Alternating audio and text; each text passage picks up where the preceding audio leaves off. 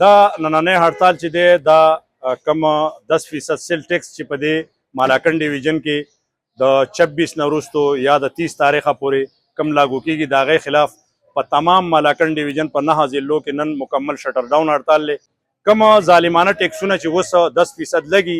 د هغې اوس خو دا خلک وایي چې یاره موږ انډایرکټلی ټیکس ورکوو. دا خبره بالکل ټیک ده چې انډایرکټلی ټیکس موږ په هر څیز باندې ورکوو، خو چونکې ډایرکټلی ټیکس په موږ باندې نشته، نان کسټم پیډ ګاډي زموږ سره شته، په هغې باندې ټیکس نشته،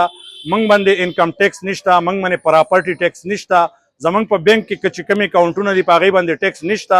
نو موږ دا غواړو چې په موږ باندې د آینده هم دا ټیکس نه وي، ځکه چې دا مالاکنډ ډیویژن چې دی دا خصوصا زلزله زدګان هم دي، دا خلک دا سیلاب ځپلي خلک هم دي، په دې باندې مختلف او بدامنۍ په دغه کې هم دلته کې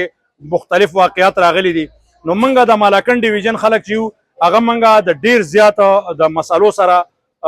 مخ په وړاندې روان یو او زموږ سره ډیرې زیاتې مسلې دي. نو موږ د حکومت وخت نه دا اپیل کوو چې دا کم ظالمانه ټیکس چې دی په مالاکنډ ډیویژن کې لاګو کوي دا دې نه لاګو کوي او د مالاکنډ ډیویژن چې کم حیثیت دی د پاټه هغه دې بالکل برقرار وساتلی شي.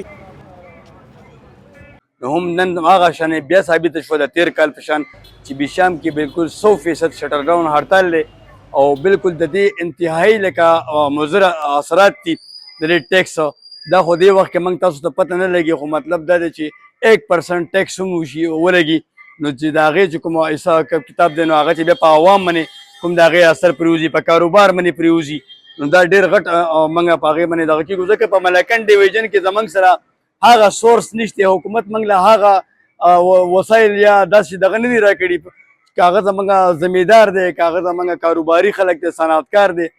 نو هغې لپاره هغه شیونه نه دي ورکړي چې هغې کې موږ مطلب دا دی موږ د ټیکس متحمل شو او موږ ټیکس ورکړو.